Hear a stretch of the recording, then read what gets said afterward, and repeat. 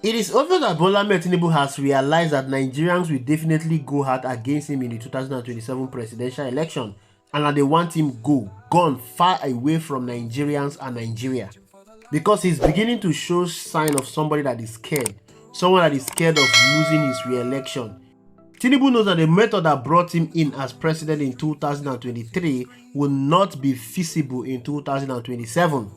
Now he has resorted to begging Nigerians to allow him complete 8 years the same way President Muhammadu Buhari was allowed to complete 8 years in office. On July 29, the newly appointed national chairman of the All Progressive Congress, Professor Netawi Yiwadat, declared that there will be no vacancy in the presidency come 2027, urging opposition parties, particularly the African Democratic Congress ADC coalition, to abandon their aspiration of unseating President Bola Ahmed Tinubu. This same message was also conveyed by the special advisor to Bola Ahmed Tinubu on new media, Baye Onanuga, and he said, "This President Bola Ahmed Tinubu is a Nigerian. He deserves the same 2 terms that Buhari had. Let's not sacrifice the country for personal ambition."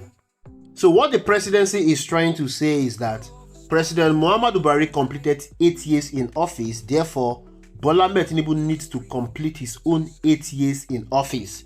To them, the presidency is hereditary. But that is false. The office of the president is not by hereditary. It is by merit, it is by competence, it is by characters that Nigerians can trust.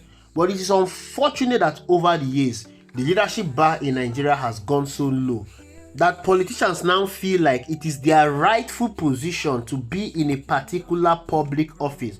Of course, Bola Ahmed Tinubu declared prior to the 2023 presidential election, Emiloko, it is my turn. Therefore, it is his turn to complete 8 years in office, whether the country is burning or not. The office of the president does not belong to Bola Ahmed Tinubu. It doesn't belong to any particular individual. And it is not by hereditary. If Bola Ahmed Tinubu wants to be president beyond 2027, then he needs to reapply as president of the Federal Republic of Nigeria. Then Nigerians will decide if he is fit to be the president or not. The reason, the fundamental principle for multi-party democracy is that people should have alternative. I listened to the chairman of APC yesterday saying there is no vacancy in 2027. That is absurd and it is insulting to the Nigerian people. The mere fact that our constitution provides for periodic election means that there will be vacancy. And the APC and President Tinubu will need to reapply for the job they are doing at the moment. And they don't get to mark their own papers. Nigerians will mark their papers and tell them whether they have done well or not.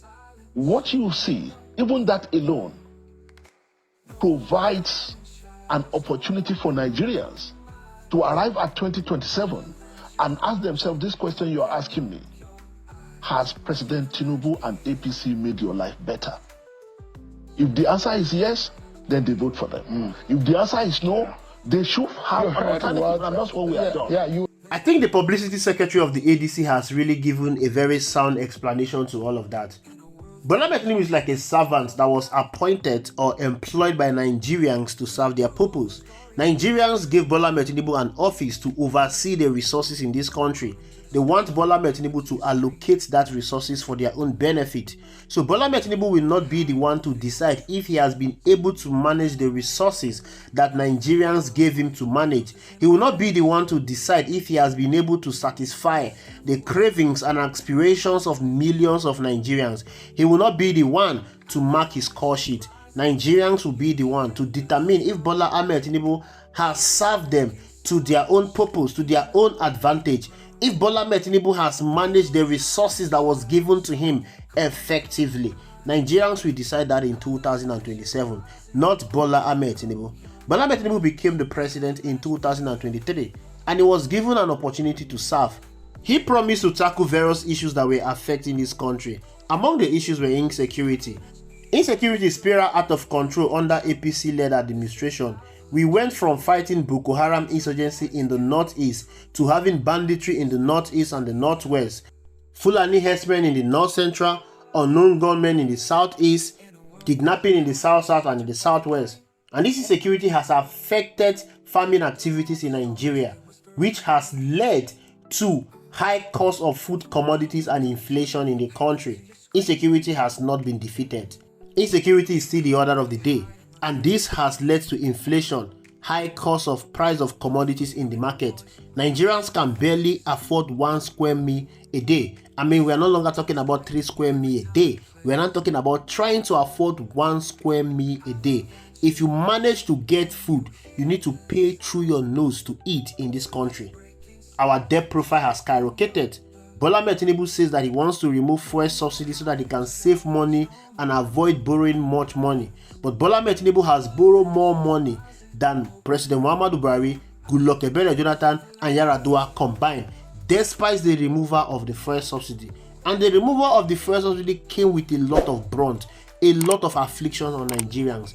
It increased the suffering and pains on ordinary Nigerians. So where exactly was the money that was recovered from the fuel subsidy removal? Where has it been pushed into? Where has it been invested into? Our schools are still underfunded, and the tuition fees in Nigeria has gone up ×4. The ordinary Nigerians cannot afford to go to school anymore. Inflation and interest rate has gone over the roof. The only thing that seems to be functioning very well in Bola Ahmed Tinubu administration is increment in government spending and wastage. In the midst of this hardship and poverty, Bola Ahmed Tinubu decided to buy a $150 million presidential jet, a 5 billion naira presidential yacht, building houses to the judges, giving cars to National Assembly members. Bola Ahmed Tinubu left actual governance for politics. Nigerians are now paying high exorbitant fee on electricity without seeing power. It's under Bola Ahmed Tinubu administration that we began to hear about national grid collapsing. Our roads are deplorable. Traveling on Nigerian road now is a painful experience, but yet Bola Ahmed Tinubu chose to build a 15 trillion naira Lagos-Calabar coastal highway, a project that will take close to 30 years to be completed. Our currency is weaker. Our national election is a disgrace. Honestly, I will really try to be fair to Bola Ahmed Tinubu and try to ask a very important question. What exactly has he done significantly that impacted on the life of Nigerians? How exactly has Bola Ahmed Tinubu used his office to serve Nigerians that gave him the power to become the president? In quotes, you don't beg for power. You influence the people to vote for you. And how do you influence the people? You influence the people by meeting their needs. Nigerians are not begging for too much. All they are asking, give us food, give us job, give us good road, give us power. But the president turned his back against Nigerians and took all these things away from them, leaving Nigerians to suffer miseries and penury. And there is an election coming in 2027. You now remember that President Muhammadu Buhari spent 8 years in office. Therefore, it is your turn for you to spend 8 years in office.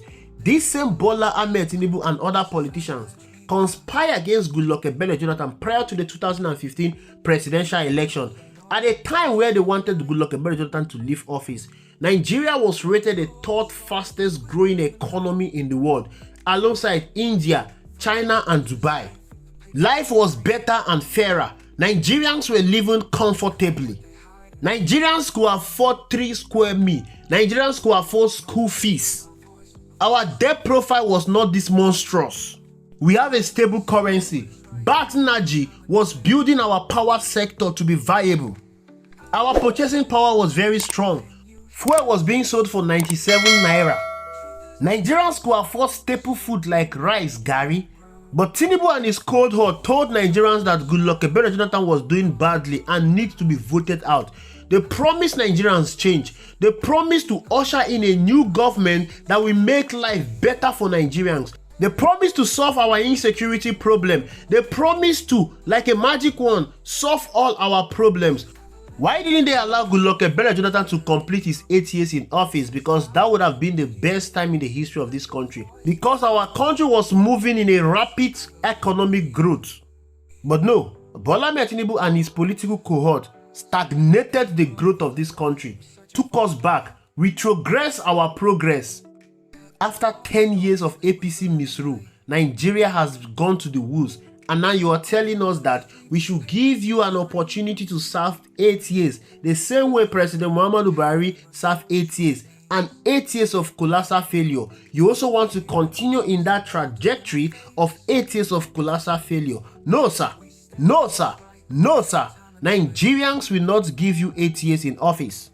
You will be rewarded based on your service to Nigerians. And from all indication and the scorecard that is being scored by Nigerians, you have done woefully. You have done abysmally poor. You are the worst president in the history of this country. And Nigerians cannot afford to have you rule again for another 4 years.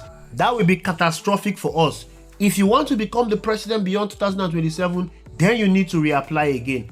You need to go through the same process as every other Nigerian politician. Let there be a level playing ground. The election should be credible, transparent, and free. And Nigerians will definitely send you back to where you came from. Thank you for watching. I will see you in the next video.